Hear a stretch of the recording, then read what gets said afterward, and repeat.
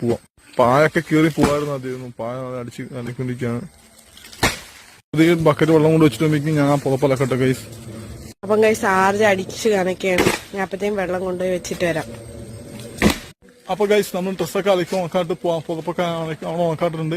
ദേശവാഴ്ച മഴ പെയ്യായിരുന്നു മതിയായിരുന്നു. മഴ പെയ്ത് ഉറപ്പായിട്ട് നമ്മുടെ കാര്യം ഗോവിന്ദ നമ്മൾ രാത്രി ഉറങ്ങാൻ പറ്റൂല. കാരണം പായൊക്കെ അലക്കിട്ടിരിക്കണം.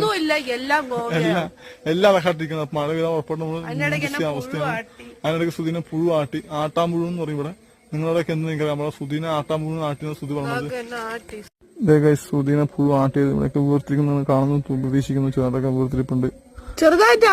അതെ ഇവിടെ വീർത്തിരിപ്പുണ്ട്. ഇവിടെയൊക്കെ വീർത്തിരിക്കുകയാണ്. അതൊക്കെ വീർത്തിരിക്കാണ്. ബെഡ്ഷീറ്റ് അലക്കിയത് എന്തോ പുഴു ഇട്ടാണെന്ന് തോന്നുന്നു. ഓ പിന്നെ പുഴു ഇട്ട്. അപ്പൊ കഴിച്ച് ഇന്ന് നമ്മൾ അമ്പലത്തിൽ പോകുന്ന പരിപാടിയാണ്. എന്തായാലും എല്ലാവരും യൂട്യൂബ് ചാനലൊക്കെ ഒന്ന് സബ്സ്ക്രൈബ് ചെയ്യണം. യൂട്യൂബിൽ വരും.